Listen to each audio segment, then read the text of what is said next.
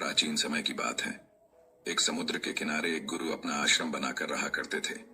हजारों शिष्य उनसे ज्ञान ग्रहण करने के लिए दूर दूर से उनके पास आकर रहते थे। गुरु का ज्ञान देने का तरीका भी बहुत ही अनूठा था। शुरुआत में वो अपने शिष्यों को उपदेशों के माध्यम से ज्ञान देते थे। उसके बाद वो अपने शिष्यों को उस ज्ञान का अनुसरण करने के लिए कहते थे। उस ज्ञान को अपने व्यवहारिक जीवन में उतारने को कहते थे। एक बार उस आश्रम में एक सम्राट अपने बेटे को लेकर पहुंचा। उस सम्राट ने उस गुरु से प्रार्थना की और कहा कि आप मेरे बेटे को अपने आश्रम में रहने दें और अपने तरीके से उसे ज्ञान दें। उसे इस आश्रम में बिल्कुल भी ऐसा नहीं लगना चाहिए कि वो किसी सम्राट का बेटा है। उसे बिल्कुल साधारण शिष्यों की तरह ही ज्ञान देने की कृपा करें। गुरु ने मुस्कुराते हुए कहा कि सम्राट ज्ञान इसी तरीके से लिया जा सकता है। अगर तुम अपने आप को दूसरों से महान समझोगे तो तुम ज्ञान ग्रहण नहीं कर पाओगे। अगर तुम्हें ज्ञान ग्रहण करना है तो तुम्हें दूसरों की तरह अपने आप को साधारण समझना होगा। यही ज्ञान ग्रहण करने की सबसे पहली सीढ़ी होती है। तुम निश्चिंत रहो, आज से तुम्हारे बेटे की जिम्मेदारी मेरे कंधों पर है। यह कहकर गुरु सम्राट के बेटे को अपने साथ लेकर समुद्र के किनारे टहलने के लिए निकल गए। आश्रम के बाकी सभी बच्चे उस सम्राट को देख रहे थे। सम्राट अपने बेटे को अपने रथ पर बिठाकर लाया था, जिससे सभी बच्चे समझ गए थे कि यह बच्चा सम्राट का बेटा है। इसी वजह से आश्रम के सभी बच्चे सम्राट के बेटे की तरफ आकर्षित हो गए थे। जब गुरु सम्राट के बेटे को लेकर समुद्र पर टहल रहे थे तो सम्राट का बेटा अचानक फूट फूट कर रोने लगा, क्योंकि अभी वो सिर्फ 12 वर्ष का था और 12 वर्ष की आयु में उसके पिता उसे अपने से दूर करके चले गए थे। ये सदमा वो बच्चा सहन नहीं कर पा रहा था। वो नहीं समझ पा रहा था कि उसके पिता उसकी भलाई के लिए उसे उस गुरु के पास करके गए हैं। उसे रोते हुए देखकर गुरु ने कहा कि बेटा, मैं तुम्हें चुप नहीं करूंगा। हो सकता है कि आज मैं तुम्हारे आंसू पोंछ दूं, लेकिन कल तुम फिर अपने आप को अकेला पाओगे। याद रखना, जीवन में इंसान अकेला आता है और अकेला ही जाता है। जितनी जल्दी जो इंसान इस बात को समझ लेता है वो उतनी जल्दी आत्मज्ञान के रास्ते पर निकल जाता है। गुरु ने अपनी बात आगे बढ़ाते हुए कहा कि जो इंसान अकेला रहना सीख लेता है वही खुद से प्यार कर पाता है, और जो खुद से प्यार करना जानता है वो किसी के भी जाने का अफसोस नहीं करता, क्योंकि वो खुद से ही प्यार करता है। धीरे धीरे तुम आश्रम के माहौल में ढल जाओगे। शुरुआत में तुम्हें समस्या आ सकती है, लेकिन कुछ दिनों के बाद तुम इसे आत्मसात कर लोगे। उसके बाद तुम्हें यही जगह बहुत अच्छी लगने लगेंगी। ये जगह तुम्हें अपने महल जैसी लगने लगेंगी। संध्या हो चली थी। समुद्र के दूसरे छोर पर सूरज छिपने लगा था और अपनी लालिमा पूरे आसमान में बिखेर रहा था। बहुत ही सुंदर दृश्य था और गुरु शिष्य को अपने साथ लेकर आश्रम में वापस लौट आए। उस शिष्य को भी सांत्वना मिली, क्योंकि गुरु की आंखों में एक अभूतपूर्व शांति झलक रही थी। और जब हम किसी एकांतवासी गुरु की आंखों में वो शांति देख लेते हैं तो हमारे हृदय से भी सारा भार हट जाता है। मन एकदम निर्मल हो जाता है। जब सम्राट का बेटा रात्रि का भोजन करने के लिए भोजन कक्ष में पहुंचा तो आसपास के सभी शिष्य उसके पास आने लगे। उन सभी को पता था कि यह सम्राट का बेटा है और अगर हम इससे दोस्ती कर लेते हैं तो उससे हमारा बहुत फायदा होने वाला है। यही सोचकर आश्रम के ज्यादातर शिष्यों ने उसे घेर लिया था। बस कुछ बच्चे जो अकेले रहने का महत्व समझते थे, जो दिखावे में विश्वास नहीं करते थे, वो उस सम्राट के बेटे के पास जाने की बजाय अपना पूरा ध्यान खाने पर लगा रहे थे और एकांत में बैठकर अपना भोजन कर रहे थे।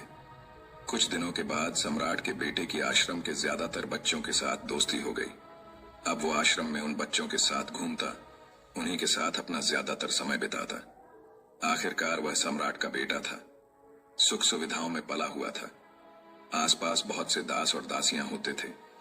आसपास अपने मित्रों से घिरे होना, वही दिनचर्या उसने इस आश्रम में भी अपना ली थी। ऐसा नहीं था कि गुरु को यह सब पता नहीं था, पर गुरु उसे अलग तरीके से ध्यान देना चाहते थे। बच्चों को ज्ञान आप उपदेश देकर नहीं दे सकते, उन्हें साक्षात्कार कराना होता है। उसके बाद उन्हें वो बात समझ आती है जो आप समझाना चाहते हैं। गुरु को ये बात पता थी कि अगर मैं इसे बोलकर बताऊंगा तो ये कभी समझ नहीं पाएगा। मुझे ऐसे दिखाना होगा, इसे एहसास कराना होगा कि अकेले रहकर तुम अपनी शक्तियों को जान पाओगे। ये सीख देने के लिए गुरु एक दिन उस शिष्य को अपने साथ एक ऊंची चोटी पर ले गए। चोटी पर पहुंचकर गुरु ने उसे शिष्य से कहा कि अब तुम्हारा ज्ञान पूरा हो चुका है, बस एक आखिरी रात तुम्हें यहाँ पर बितानी होगी। उसके बाद अगले दिन शाम को मैं तुम्हारे राजमहल में तुमको पहुंचा दूंगा। वो बच्चा तो ये सुनकर बहुत खुश हो गया कि अब मैं वापस अपने राजमहल चला जाऊंगा। फिर से मेरे दास और दासियां, सारी भोग की वस्तु ये मेरे पास होंगी। उस शिष्य ने गुरु से पूछा कि गुरुजी, मुझे आज रात आप यहाँ चोटी पर क्यों रहने को कह रहे हैं? आखिर मुझे कौन सा आखिरी ज्ञान यहाँ से मिलेगा? गुरु ने मुस्कुराते हुए कहा कि यहाँ पर चट्टान के पीछे तुम्हें छिपकर बैठना होगा। यहाँ पर रोज रात को एक बाज आता है।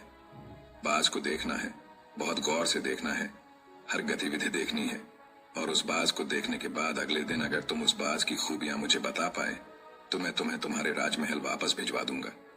और हाँ, सुबह आने से पहले एक बात पर और ध्यान देना है। एक चरवाहा यहाँ पर अपनी बकरियों को चराने के लिए आता है। तुम्हें उन बकरियों की गतिविधियां भी देखनी है। याद रखना, बाज की गतिविधि रात को और बकरियों की गतिविधि सुबह। अगर तुम दोनों की गतिविधि ध्यान से देखकर मुझे बता पाए तो तुम इस आश्रम से हमेशा के लिए आजाद हो जाओगे। तुम्हारा ज्ञान पूरा हो जाएगा। मैं तुम्हारे पिता को कह दूंगा कि यह बच्चा हमारे आश्रम का सबसे ज्ञानी बच्चा है। यह कहकर गुरु अपने आश्रम में वापस लौट आए और वो बच्चा वहीं पर उस चट्टान के पीछे रुका हुआ उस बाज का इंतजार करने लगा। काफी वक्त बीत जाने के बाद वहां पर एक बाज अपने बच्चों के साथ पहुंचा। सम्राट के बेटे ने पूरी रात उस बाज की गतिविधि बहुत ध्यानपूर्वक देखी और सुबह होने के बाद जब चरवाहा वहां पर अपनी बकरियों को लेकर पहुंचा तो उसने एक अभूतपूर्व दृश्य देखा। उसने देखा कि वो बाज बकरी के एक मेमने को अपने पंजों में दबाकर आसमान में चला गया। उसने उस बकरी के बच्चे का शिकार कर लिया था। ये सारा दृश्य देखकर वो बच्चा आश्रम में वापस अपने गुरु के पास पहुंचा। इससे पहले कि गुरु उससे कुछ पूछते, उसने गुरु को प्रणाम करते हुए कहा कि गुरुदेव, आप आश्रम के सभी बच्चों को यहाँ पर बुला लीजिए। मैं सब लोगों को बताना चाहता हूँ कि मैंने क्या देखा। जब आश्रम के सभी बच्चे वहां पर पहुंच गए तो उस सम्राट के बेटे ने कहना शुरू किया कि मैंने अपने जीवन में बहुत से पक्षियों को देखा है, लेकिन बाज उन सभी पक्षियों में से सबसे अद्भुत और सबसे अलग होता है। उदाहरण के लिए एक तोता हम सभी ने देखा है। तोता बोलता तो बहुत है, लेकिन कभी ऊंचा आसमान में नहीं जा पाता। लेकिन एक बाज जो कि हर समय शांत रहता है, वो आकाश को भी छू सकता है। उसमें आकाश को छू लेने का सामर्थ्य होता है। जब भी एक बाज अपने शिकार को निश्चित कर लेता है तो वह उसी शिकार पर अपनी नजरें लगाए रहता है, चाहे वो कितनी भी ऊंचाई पर क्यों ना हो, चाहे कितना भी खतरनाक तूफान क्यों ना आ जाए, लेकिन उसकी नजर हमेशा अपने लक्ष्य पर स्थिर रहती है। आज सुबह जिस बाज को मैंने देखा, उसने हर बकरी को अपना शिकार नहीं बनाया, बल्कि उस बकरी के झुंड में से उसने उस बकरी के मेमने को अपना शिकार बनाया। पहली बात, उस बाज की तरह हमें भी अपना ध्यान अपने एक ही लक्ष्य पर स्थिर रखना चाहिए, चाहे कितनी भी रुकावट क्यों ना आए। हमें अपना लक्ष्य स्पष्ट दिखाई देना चाहिए, पर पूरी एकाग्रता के साथ ध्यान देना चाहिए। तीसरी बात जो मैंने उस बाज से सीखी और जो हम सभी को सीखनी चाहिए, वह यह है कि बाज कभी भी दूसरे पक्षी के साथ नहीं रहता। वो हमेशा आकाश में अकेला रहता है। इससे हमें यह सीख लेनी चाहिए कि हमें कभी भी छोटी सोच वाले लोगों के साथ नहीं रहना चाहिए। आखिरकार हम भी वही बन जाते हैं जिनके साथ हम रहते हैं। इसीलिए या तो महान सोच वालों के साथ रहो या फिर अकेले, क्योंकि जब हम अकेले रहते हैं तभी हम खुद की ताकत और खुद की कमजोरियों को जान पाते हैं। कमजोरियों को जानकर उनको दूर कर सकते हैं और अपनी ताकत को जानकर उसका सही इस्तेमाल कर सकते हैं। लेकिन वो तभी संभव होगा जब हम अकेले रहना सीखेंगे। चौथी सीख जो हमें एक बाज से लेनी चाहिए कि एक बाज हमेशा अपनी सीमाओं से ऊपर रहता है।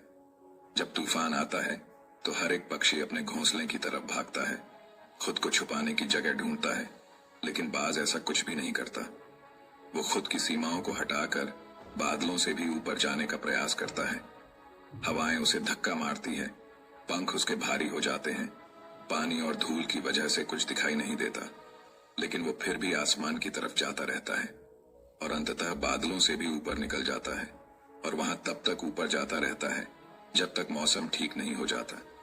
अपनी सीमाओं को सिर्फ इसलिए हटा पाता है क्योंकि वो समस्या के आने पर उससे घबराता नहीं है, उसे डर कर बचने का प्रयास नहीं करता, बल्कि एक सकारात्मक नजरिए के साथ उसका सामना करता है। जीवन में चाहे कितनी भी रुकावटें क्यों ना आए, हमें उन रुकावटों को हराना चाहिए, न कि उनसे डर कर कहीं छुप कर बैठना चाहिए। बहादुर तो वो लोग होते हैं जो तूफानों से टकरा जाते हैं, कायर तो अपने घर में, अपने घोंसले में, अपनी जगह में आराम से बैठ जाते हैं। पांचवी बात जो हमें एक बाज से सीखनी चाहिए कि बाज कभी भी अपने घोंसले में घास के कोमल तिनके नहीं रखता। जो तिनके कोमल होते जाते हैं वो उन्हें निकाल कर फेंकता रहता है। उसी तरह चाहे कितनी भी आरामदायक जिंदगी आपको मिली हो, लेकिन उस आराम से ऊपर उठकर अपने आलस्य को हटाकर जीवन में मेहनत करते रहना चाहिए। जीवन में पसीना बहाना चाहिए, शारीरिक मेहनत करनी चाहिए।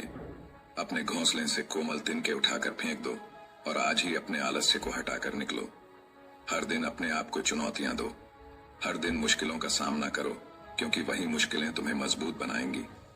जंगल के राजा शेर को भी झुंड बनाकर शिकार करते हुए देखा जा सकता है, लेकिन बाज हमेशा अकेला शिकार करता है, क्योंकि वो जानता है कि झुंड में रहना हौसला तो देती है, मगर साहस छीन लेती है। आदमी को हमेशा अकेले ही आगे जाना होता है। यही कारण होता है कि वो जल, थल और नभ सभी जगहों पर अपने शिकार का परचम लहरा सकता है। बाज की उम्र लगभग 70 साल की होती है, लेकिन 40 साल में ही उसका शरीर पुराना हो जाता है। नाखून उसके पैरों में धंसने लगते हैं, पंख उसके शरीर में चिपक जाते हैं, उसकी चोंच खराब हो जाती है, उसका शरीर भारी हो जाता है। ऐसी स्थिति में शिकार करना तो क्या, जीने की भी हालत नहीं रहती उसकी। ऐसे में उसके पास सिर्फ 2 विकल्प होते हैं। पहला, या तो वह खुद की इस अवस्था को स्वीकार कर ले और भूखा प्यासा मर जाए, किसी दूसरे जानवर का शिकार बन जाए, और दूसरा विकल्प यह होता है कि वो 6 महीने एक बहुत ही दर्दनाक प्रक्रिया से गुजरे और खुद को फिर से पहले जैसा मजबूत बना ले। लेकिन बाज दूसरा विकल्प चुनता है। इसके लिए वो खुद को एक बहुत ही ऊंचे चोटी पर ले जाता है, जहां वह पहले अपने सारे पंख खींच खींच कर निकालता है और फिर चट्टान पर पैर मार मार कर अपने पंजे कुतर देता है। उसके बाद उसी चट्टान पर अपनी चोंच को पटक पटक कर पुराना हिस्सा निकाल देता है और इस लहूलुहान अवस्था में खुद को दूसरे जानवरों से छुपाता फिरता है। अगले 6 महीने तक वो इसी दर्दनाक प्रक्रिया से गुजरता है और इंतजार करता है नए चोंच, नए पंखों का। तब फिर वो अपनी नई जिंदगी शुरू करता है और निकल जाता है अपने शिकार पर, और अगले 30 सालों तक फिर से राज करता है।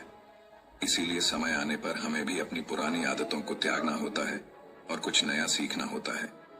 समय के साथ बदलना होता है, अपने आप को तैयार करना है, वरना हमारा भी शिकार हो सकता है, हम भी पीछे रह सकते हैं। इसके बाद सम्राट के बेटे ने बकरी की विशेषता बताते हुए कहा कि बकरी हमेशा झुंड में चलती है।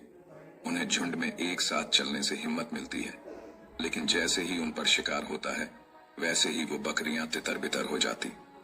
उस पूरी बकरियों में से एक भी बकरी अपने साथी की मदद करने के लिए वापस नहीं लौटती। इससे हमें यह सीख मिलती है कि हमारे साथ कितने भी लोग हो, किसी पर भी यकीन नहीं करना।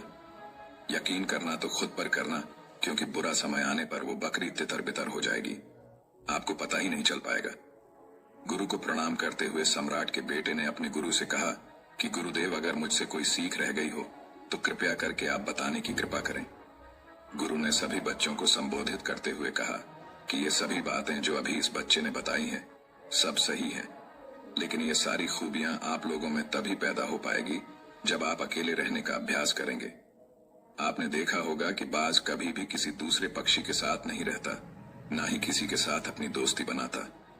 वो आसमान में अकेला रहता है और अकेला रहने की वजह से वो अपनी ताकत और अपनी कमजोरियों को जान पाता है।